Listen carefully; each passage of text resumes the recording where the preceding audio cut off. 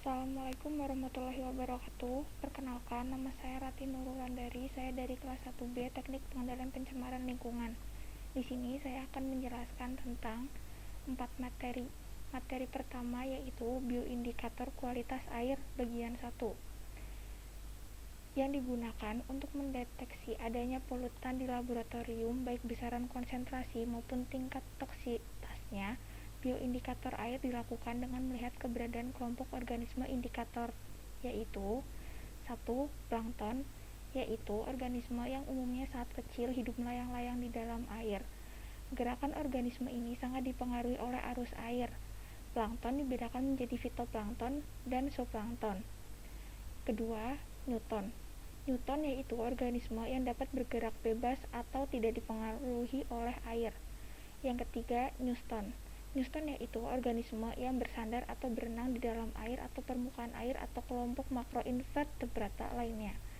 Keempat, Periphyton. Periphyton yaitu organisme yang menempel atau merayap pada organisme atau benda yang lain yang menyembul ke permukaan air seperti kelompok alga, cyanobacteria, mikroba, dan detritus yang hidup di dalam air. Yang kelima, Microbenthos. Microbenthos yaitu kelompok mikroorganisme yang hidup di dasar atau di permukaan air, merayap atau melekat di dasar perairan. Keenam, Makrofita. Makrofita yaitu kelompok tumbuhan air. Kelompok spesies indikator dibagi dalam 5 kelompok, yaitu 1. Sentinel. Sentinel yaitu makhluk hidup sensitif yang sangat tinggi terhadap polutan atau diintroduksi sebagai peringatan dini polusi. Kedua, detektor.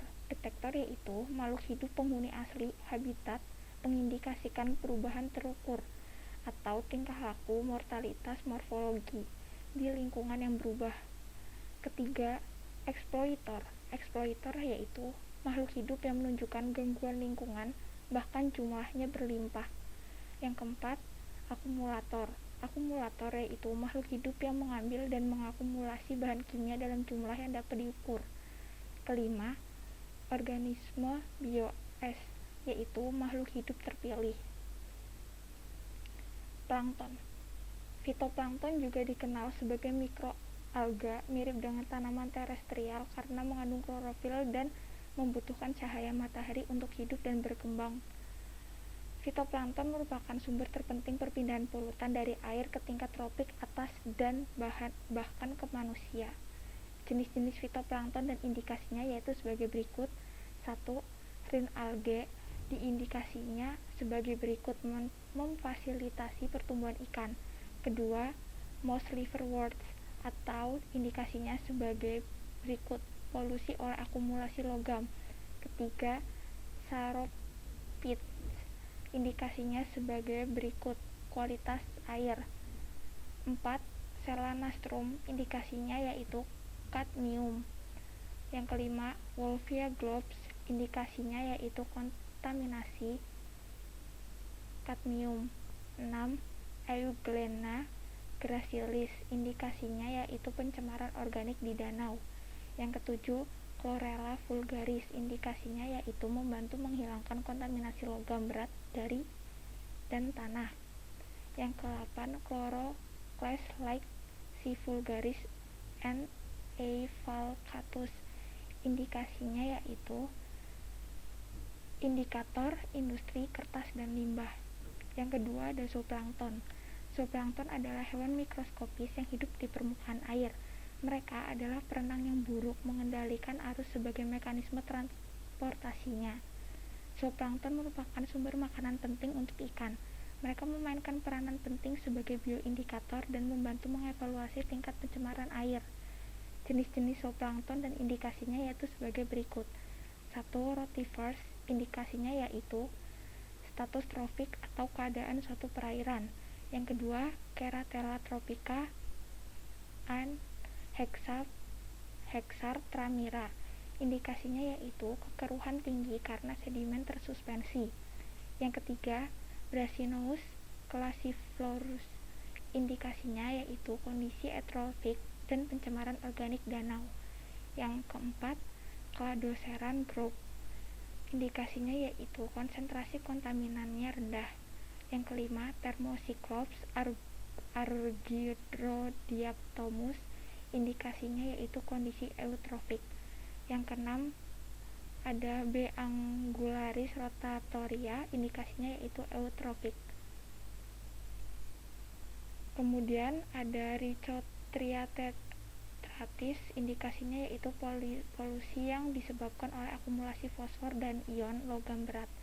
Ke-8 ada Lecis, indikasinya yaitu menunjukkan kontaminasi karena adanya PCB di sungai. 9. Lecis, indikasinya yaitu sensor bioindikator kontaminasi sungai oleh PCB. Ke-10 ada Oyster crabs, indikasinya yaitu kehadiran timbal. Yang 11 ada Bedola brutus, indikasinya yaitu kekeruhan tinggi karena sedimen tersuspensi. Yang ke-12 ada Cyclops dan Philodiatonus, indikasinya yaitu kesehatan laut. Kemudian yang terakhir ada Moina dapina bosmina, indikasinya yaitu kesehatan laut. Pengambilan sampel fitoplankton mengikuti Badan Penelitian Perikanan Laut, yaitu menggunakan jaring plankton ukuran 25 atau dapat menggunakan ukuran 250 mSh. Sampel fitoplankton yang terjaring kemudian dimasukkan ke dalam botol sampel dan diberi formal 4%. Selanjutnya dilakukan analisis di laboratorium. Selain pengambilan sampel fitoplankton, juga dilakukan pengukuran kualitas air dengan menggunakan water checker. Kemudian ada perifiton.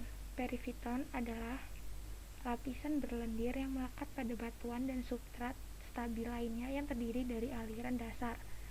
Perifiton adalah jenis agregat mikroba, biasanya terdiri dari alga, bakteri, dan mikro atau mesoorganisme, serta materi organik yang masuk dan menyebar dalam air sedimen, khususnya pada permukaan sedimen, batuan, tanaman, dan partikel tersuspensi dalam ekosistem akuatik. Perifiton sangat penting untuk fungsi ekosistem, tetapi dalam keadaan tertentu terdapat berproliferasi, menyebabkan masalah pengelolaan sumber daya air seperti menurunkan nilai estetika, rekreasi, dan keanekaragaman hayati.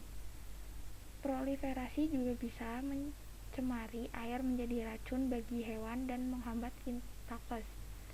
Teknik pengumpulan sampel perifiton. Tipe substrat. 1. Substrat yang dapat dilepas atau diambil. Ada kerikil, batu besar, dan kayu yang melapuk. Teknik koleksi atau ambil dan angkat substrat yang representatif dari air, sikat atau gosok daerah yang terdapat alga dan bilas ke dalam botol sampel. Kedua, ada substrat yang dapat dilepas atau lunak. Contohnya lumut, makroalga, tanaman vaskular, massa akar. Dengan menggunakan teknik koleksi, yaitu tempatkan sebagian dari tanaman dalam wadah sampel dengan air, kocok dengan kuat dan gosok dengan lembut, dan buang substrat dari wadah penampung sampel. Kemudian substrat besar atau tidak dapat dilepas, contohnya adalah batu-batuan dasar, batang kayu, pohon akar. Tekniknya yang digunakan adalah tempatkan pipa PVC dengan neopren kolar di salah satu ujungnya pada substrat sehingga ujungnya tertutup substrat. Tangkap alga di pipa dengan sikat gigi, sikat kuku, atau pengerik. Kumpulkan alga dari pipa dengan pipet. Kemudian keempat, sedimen. Contohnya pasir lumpur, bahan organik halus, dan tanah liat. Teknik yang digunakan adalah balikan cawan di atas sedimen. Tangkap sedimen dalam cawan petri dengan memasukkan spatula di bawah wadah. Ambil sedimen dari aliran dan bilas ke dalam wadah samping. Sampel alga dari habitat pengendapan juga dapat dikumpulkan dengan sendok forcep atau pipet. Kemudian kita masuk ke dalam materi kedua, yaitu bioindikator kualitas air bagian 2. Pertama, kita akan membahas makroinvertebrata. Makroinvertebrata adalah kelompok hewan yang tidak bertulang belakang yang dapat dilihat dengan mata telanjang. Makroinvertebrata air dapat memberikan gambaran mengenai kondisi fisik, kimia, dan biologi suatu perairan. Sifat-sifat makroinvertebrata air yaitu: 1. Sensitif terhadap perubahan kualitas air. 2. Ditemukan hampir di semua perairan. 3. Terdiri dari berbagai jenis. 4. Bergerak secara terbatas. 5. Mengakumulasi racun pada tubuh. Dan 6. Mudah dilakukan identifikasi dan pengambilan sampel. Hal-hal yang perlu diperhatikan dalam penggunaan makroinvertebrata yaitu: 1. Kehadirannya sangat dipengaruhi oleh musim. 2. Hanya merespon pengaruh perubahan kondisi lingkungan tertentu. Yang ketiga, kondisi fisik dan kimia perairan. Kemudian, makrobentos. Makrobentos adalah bentos sendiri, yaitu hewan yang sebagian besar siklus hidupnya di substrat dari dasar perairan.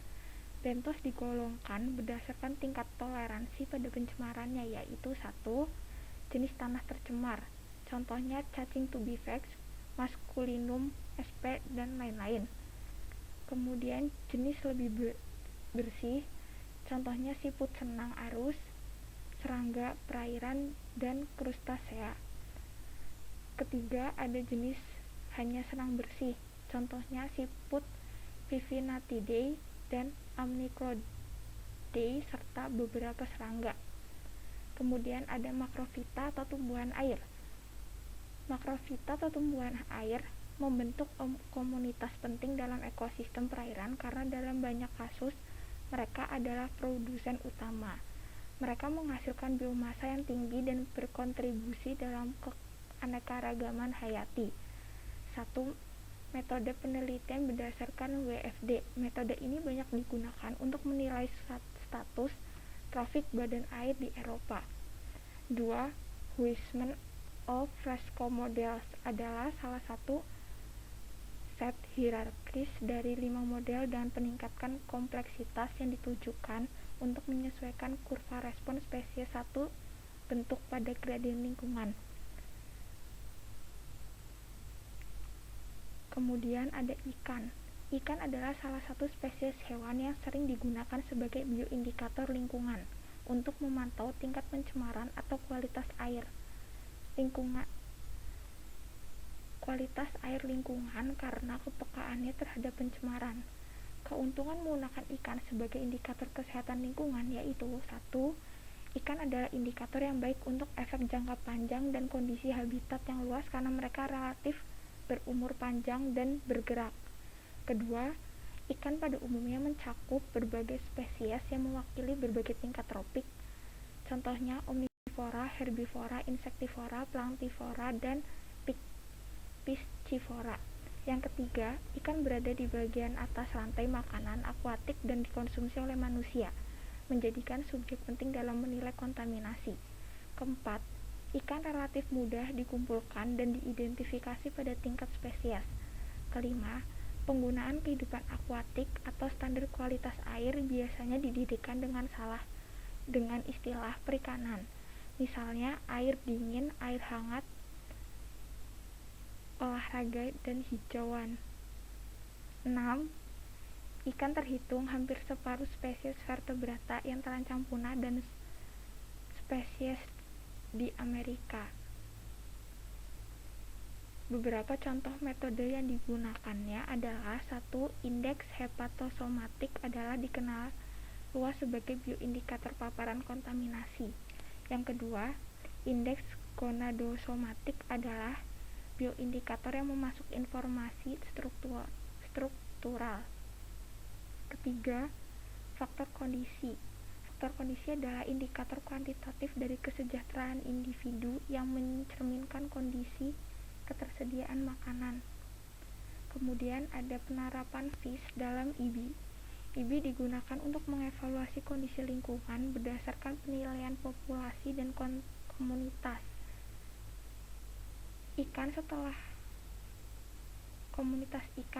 setelah sampel ikan yang terkoleksi telah diidentifikasi, dihitung, diperiksa untuk penyakit dan anomali, dan dicatat. Beberapa biometrik diterapkan untuk mengevaluasi integritas biotik.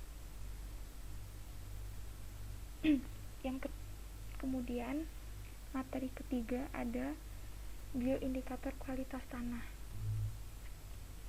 Beberapa senyawa kimia yang berpotensi berbahaya yang berasal dari aktivitas manusia di perkotaan, pedesaan maupun kawasan industri terus-menerus dilepaskan ke lingkungan, khususnya tanah. Tanah adalah sumber daya penting bagi manusia dan ekosistem. Faktor biologis dapat menunjukkan keseimbangan lingkungan yang lebih baik melalui indeks biotik yang berasal dari pengamatan spesies bioindikator. Tanah merupakan rumah bagi banyak organisme yang saling bergantung, yang masing-masing memainkan peran penting dalam fungsi tanah dan siklus biogeokimia. Namun, meskipun kita telah mengetahui peran dan fungsi tersebut, masih sangat sedikit penelitian tentang apa sebenarnya kehidupan tanah tersebut dan bagaimana mengukur dan mengetahui kondisinya. Berdasarkan indikator-indikator yang ada, berdasarkan sistem biologis, urutan perubahan akibat adanya polutan pada organisme, berawal dari tingkat molekuler atau biokimia hingga tingkat fisiologis atau individual, hingga tingkat populasi dan ekosistem.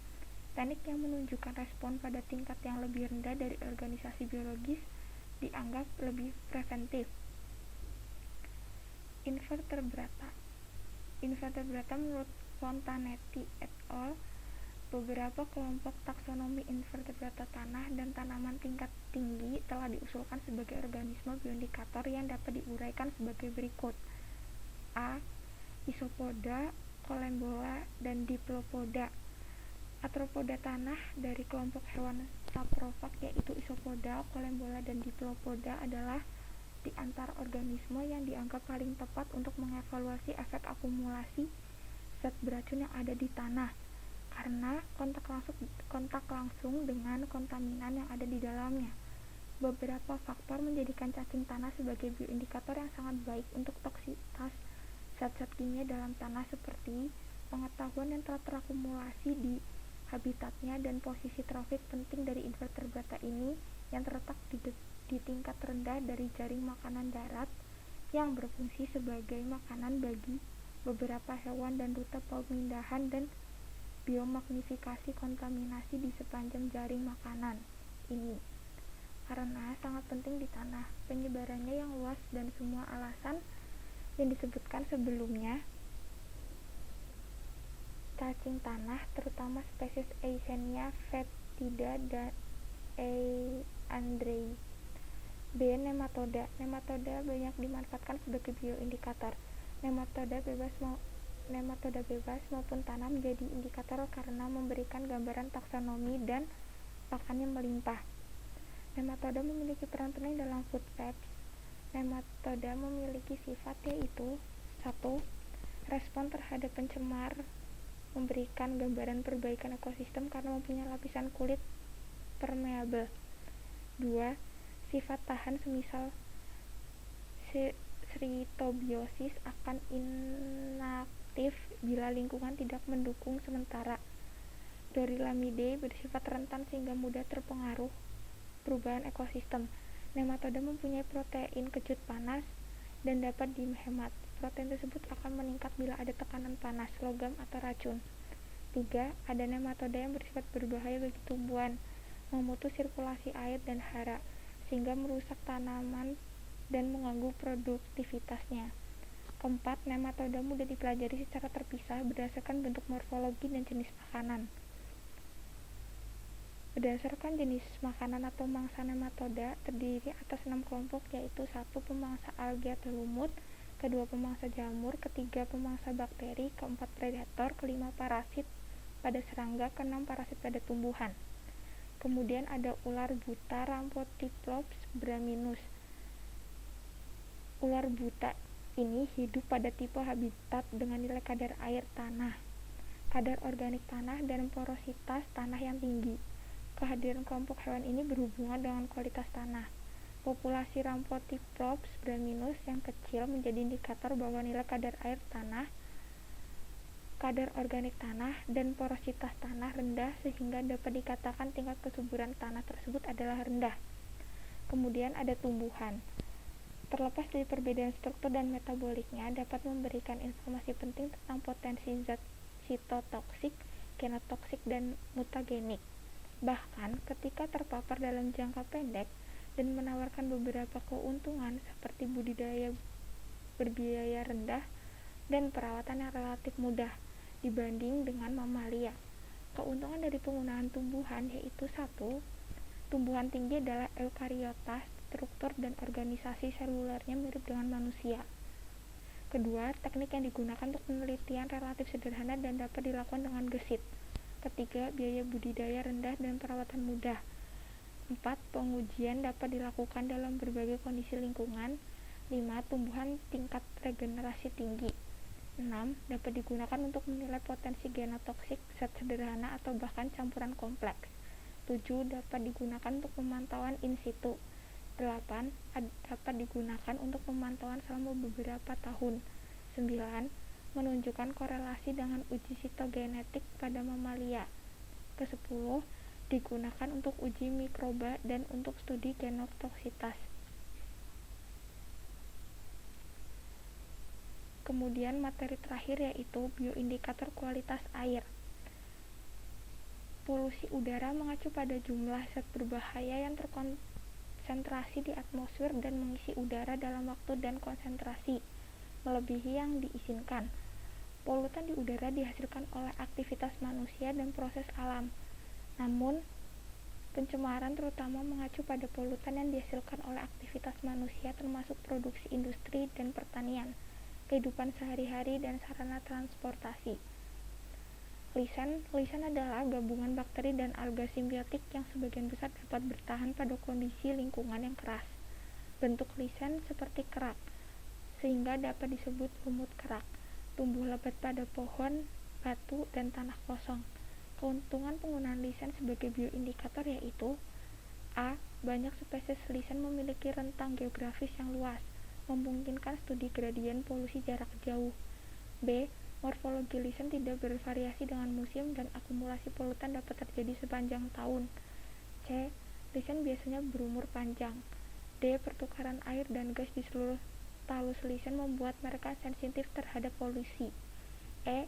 Lisan tidak memiliki akar dan tidak memiliki akses ke sumber nutrien tanah dan bergantung pada endapan. F. Lisan tidak memiliki jaringan pelindung atau jenis sel yang diperlukan untuk menjaga kadar air internal tetap konstan. Kemudian ada metode pengukuran respon lisan terhadap polusi udara. Menurut Sepp dan Kundu, metode yang paling banyak digunakan untuk mengukur respon lisan tersebut terhadap polusi udara adalah studi fumigasi dan gradien. Studi gradien lebih jauh dapat diklasifikasikan menjadi beberapa tahap yaitu: A. Dengan memetakan semua spesies yang ada di suatu area. B. Penggunaan metode transplantasi. C. Studi fumigasi. D. Mengukur atau sizing up lisan. Lisan sebagai bioindikator pencemar logam. Logam yang biasanya digunakan adalah Pb, Ni, Cu, Cr, dan Cd. Adalah beberapa logam dalam debu semen yang dihasilkan oleh industri semen. Angin dan hujan menyebabkan debu semen menyebar dan bahan kimia yang terkait biasanya ditemukan di lumut, tanah, hewan, dan tanaman. Kemudian ada Birofita. Birofita adalah tumbuhan yang tidak memiliki sistem vaskular dan sederhana baik secara morfologi maupun anatomis. Ada dua kategori Bryophyta sebagai respons terhadap polusi yaitu: 1. Yang sangat sensitif terhadap polusi dan menunjukkan gejala-gejala cedera bahkan dalam jumlah polutan yang sedikit. Kedua, yang memiliki kapasitas untuk menyimpan dan menyerap polutan dalam jumlah yang jauh lebih tinggi daripada yang diserap oleh kelompok tanaman lain. Kemudian, metode yang digunakan yaitu: 1. Metode survei. 2. Metode transplantasi. Metode transplantasi dapat dilakukan dengan 3 cara, yaitu transplantasi di tanah, metode kantung moss, dan briometer. Ketiga, ada metode fitososiologikal. Dan keempat, ada metode ekofisiologis. Peridophyta adalah indikator positif dari integritas hutan, dianggap berada di antara tanaman darat paling awal muncul. Peridophyta adalah kelompok yang terdiversifikasi secara global. Oleh karena itu, kelompok tumbuhan ini ada di mana-mana dan memiliki kombinasi atribut menguntungkan untuk studi bioindikator. Pertama, sebagian besar herbivora atau vertebrata serangga menghindarinya. Kedua, mereka tidak memiliki mekanisme penyerbukan biotik atau zookori. Yang ketiga, spora peridophyta memungkinkan mereka menjadi pionir di habitat asli yang terisolasi dari lainnya. Kemudian ada tumbuhan tingkat tinggi. Tumbuhan tingkat tinggi dibagi menjadi dua yaitu satu, respon tumbuhan. Tumbuhan tidak dapat memilih dan memindahkan tempat tinggal mereka seperti hewan dan dengan demikian menjalani hidupnya dengan menanggapi lingkungan sekitar. Setiap kali komponen lingkungan seperti suhu, kadar air, tanah, nutrisi, dan polutan udara melebihi kisaran adaptasi atau menjadi terbatas, tanaman mengembangkan gejala atau pertumbuhan abnormal. Kedua, pengamatan kerusakan tumbuhan. Menurut Singh et al. Dan Nugratani dan Prasetyawati, pengamatan kerusakan tumbuhan dapat dilakukan melalui pengamatan langsung atau visual terhadap gejala nekrotik atau gejala kematian atau kerusakan dan daun serta organ lain pada tumbuhan. Pengukuran air polutan tolerance index atau API pada tumbuhan. Salah satu yang dapat diukur adalah air polutan. Dilakukan dengan cara mengukur berbagai variabel penting pada daun, yaitu jumlah klorofil, pH, kadar air relatif, dan kadar asam askorbat. B. Memperkirakan pencemaran menurut kandungan zat beracun dalam tanaman. Daun adalah organ utama untuk menyerap polutan atmosfer. Oleh karena itu, penentuan kandungan daun polutan dapat menjelaskan kontaminasi di daerah tersebut. C. Analisis oleh tree ring atau lingkar pohon. Lingkar pohon dapat mencerminkan sejarah polusi beberapa tahun. Lingkar pohon rata-rata terkontaminasi menyempit. Juga bahkan lingkar ditentukan oleh X-ray situasi polusi, ton proporsi polusi serius dari kayu kecil. D. Pemantauan lainnya. Perubahan fotosintesis dan indeks fisiologis lainnya dari tanaman dapat mencerminkan pencemaran lingkungan atmosfer. Terima kasih. Sekian dari saya. Mohon maaf kalau ada salah. Wassalamualaikum warahmatullahi wabarakatuh.